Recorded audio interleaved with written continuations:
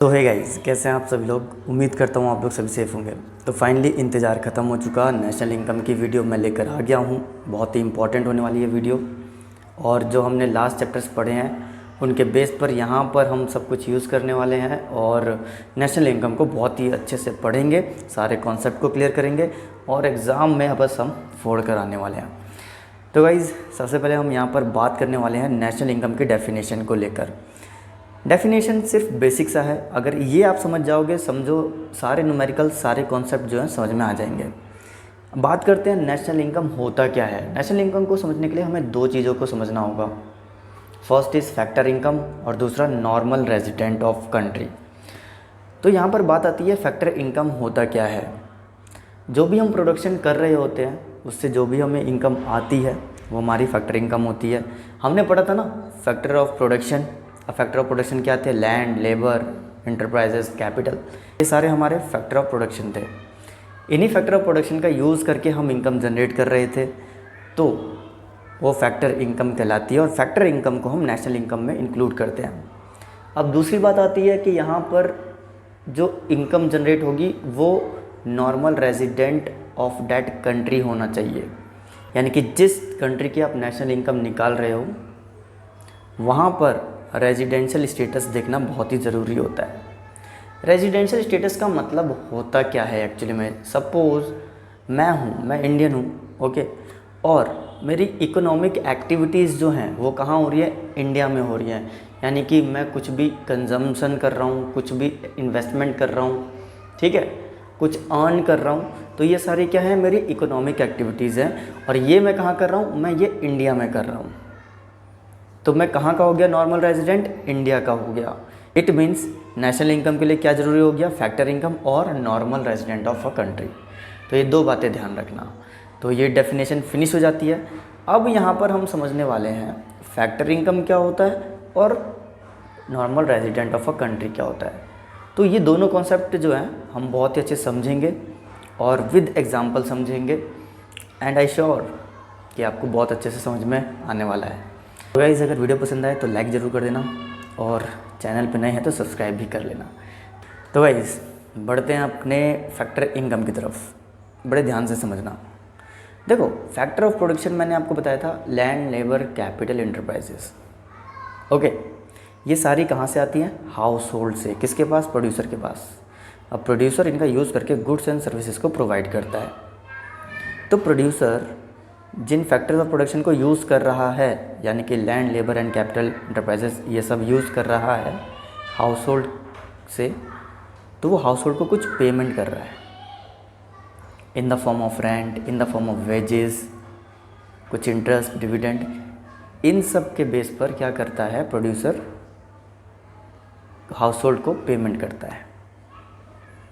जो पेमेंट मिलती है किसको? हाउस होल्ड को, ये फैक्टर इनकम कहलाता है। और यही फैक्टर इनकम नेशनल इनकम में इंक्लूड होते हैं जाकर, ओके। तो बहुत बेसिक सा है। अब देखो, एक एग्जांपल लेते हैं। जैसे कि कोई एम्प्लॉय काम कर रहा है तो आप उसको क्या दोगे? सैलरी दोगे, कंपनसेशन दोगे, ओके। तो ये फैक्टर इनकम कहलाएगी। अब बात करते हैं हम रेंट की। अब वो रेंट खाली ज़मीन का दे रहे हो आप, या किसी कमरे का दे रहे हो, या किसी फैक्ट्री का दे रहे हो आप, ओके। तो जो रेंट आप दोगे in the form of money payment कर रहे हो, तो वो इनकम फैक्टर इनकम कहलाएगी। इन्वेस्टमेंट क्या? इंटरेस्ट मिल रहा है, डिविडेंड मिल रहा है, तो वो भी क्या हो जाएगा? फैक्टर इनकम का ही हिस्सा हो जाएगा, यानी फैक्टर इनकम ही कहलाएगी। तो ये सारी जो है फैक्टर ऑफ प्रोडक्ट, तो ये सब जो है फैक्टर ऑफ प्रोडक्शन का यूज़ करके फैक्टर इनकम कहला रही हैं। अब मैं एक आपको बात बताता हूँ, यहाँ पर ना एक ट्रांसफ़र इनकम भी है। अब ट्रांसफ़र इनकम क्या है? जिनमें हम फैक्टर ऑफ प्रोडक्शन का यूज़ ही नहीं कर रहे, समझे? मतलब फैक्टर ऑफ प्रोडक्शन का यूज़ ना करके हमें पैसा अर्न हो रहा है, तो वो ट्रांसफ़र इनकम होती है। और ट्रांसफ़र इनकम नेशनल इनकम में इंक्लूड नहीं की जाती है। क्या होती है ट्रांसफ़र इनकम? जैसे कि पेंशन, अनएम्प्लॉयमेंट अलाउंसेस। मैं अनएम्प्लॉयमेंट हूँ तो मुझे क्या मिल रहा है? गवर्नमेंट की तरफ से अलाउंसेस मिल रहे हैं। पेंशन आपको घर बैठे बैठे मिल रहे हैं, यानी कि आप कुछ काम नहीं कर रहे हो और आपको क्या मिल रहा है, पैसा मिल रहा है। तो ये ट्रांसफ़र इनकम कहलाती है। तो और एग्जांपल जैसे कि डोनेशन या फिर चैरिटी, तो ये ट्रांसफ़र इनकम होती है। तो अब यहाँ पर दो बातें निकल कर आती हैं। अगर आप फैक्टर प्रोडक्शन का यूज़ कर रहे हो तो उसे हम अर्नड इनकम भी कहते हैं। क्या कहते हैं? Earned income. अच्छा, जहाँ फैक्टर प्रोडक्शन का यूज़ नहीं कर रहे हैं उसे कहेंगे हम अनअर्नड इनकम। ओके, तो कहने का मतलब सिंपली एक फैक्टर इनकम होती है और एक ट्रांसफ़र इनकम होती है। दोनों में डिफरेंस क्या है? फैक्टर इनकम में हम फैक्टर प्रोडक्शन का यूज़ करते हैं और यहाँ पर ट्रांसफ़र इनकम में फैक्टर प्रोडक्शन का यूज़ नहीं किया जाता है।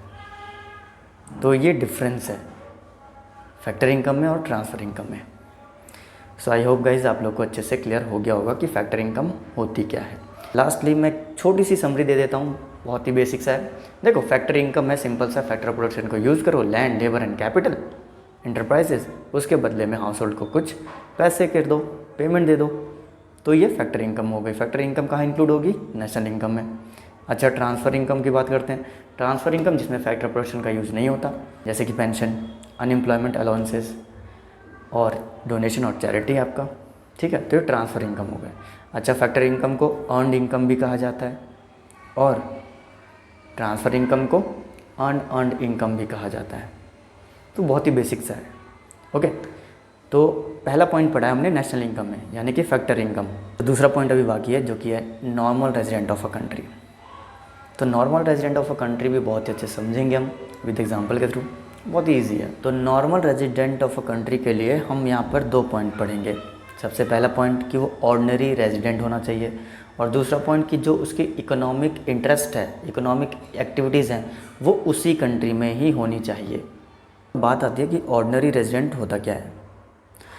जैसे कि मैं इंडिया में 1 साल या 1 साल से ज़्यादा दिन रह गया हूँ तो मैं ऑर्डिनरी रेजिडेंट ऑफ इंडिया कहलाऊँगा।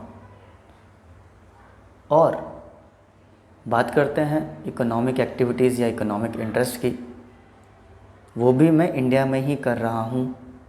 मैं कोई इन्वेस्टमेंट कर रहा हूँ, मैं कोई कंजम्पशन कर रहा हूँ, तो ये कहाँ कर रहा हूँ? इंडिया में ही कर रहा हूँ।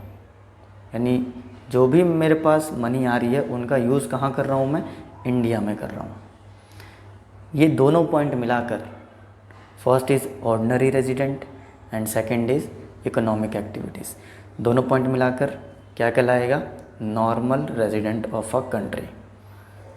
ऑर्डिनरी रेजिडेंट कब कहलाएगा? 1 साल या 1 साल से ज़्यादा दिन रह गए हैं हम इंडिया में। ज़रूरी नहीं है कि आप इंडिया के ही रेजिडेंट कहलाओ। फॉरेनर्स जो होते हैं वो अपनी कंट्री में रह रहे हैं तो वो वहाँ के रेजिडेंट कहलाएंगे। कंडीशन क्या है कि 1 साल या 1 साल से ज़्यादा। अच्छा, 1 साल में कितने दिन? 365 दिन लेकर चलते हैं हम, 365 दिन या 365 दिन से ज़्यादा, तो वो ऑर्डिनरी रेजिडेंट कहलाएगा। तो गाइज़ आई होप आप लोगों को क्लियर हो गया होगा बहुत ही अच्छे से। हमने यहाँ पर 2 पॉइंट पढ़े नेशनल इनकम को लेकर, फर्स्ट इज़ फैक्टर इनकम और दूसरा नॉर्मल रेजिडेंट होना चाहिए भाई। फैक्टर इनकम में हमने ट्रांसफ़र इनकम को पढ़ा, इनको किन 2 अलग नाम से बुलाया जाता है वो भी हमने पढ़ा, अर्नड इनकम और अनअर्नड इनकम। ओके, यहाँ पर नॉर्मल रेजिडेंट की बात हुई 2 पॉइंट के बारे में, फर्स्ट इज़ ऑर्डिनरी रेजिडेंट और दूसरा इकोनॉमिक एक्टिविटीज़ हमारी उसी कंट्री में होनी चाहिए जिसमें हम रह रहे हैं। ओके, तो गाइज़ कैसा लगा कमेंट में ज़रूर बताइए और वीडियो अगर पसंद आ रही है तो लाइक ज़रूर करें और अपने दोस्तों तक भी शेयर ज़रूर करें। तो गाइज़ अगर आप इस चैनल पर नए हैं तो सब्सक्राइब ज़रूर करें ऐसी ही वीडियोज़ के लिए। आप लोगों के लिए ही वीडियोज़ आ रही हैं और मेरा बस यही मोटिव है कि एग्ज़ाम में आप 95+ क्रॉस कर जाओ।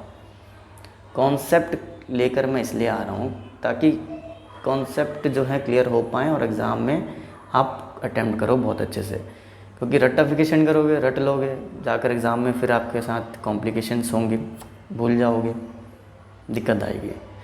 तो बेटर है कॉन्सेप्ट समझो, एग्ज़ाम में अच्छा परफॉर्म करो, अच्छे मार्क्स लाओ। ओके, तो मेरा मोटिव बस यहाँ पर यही है।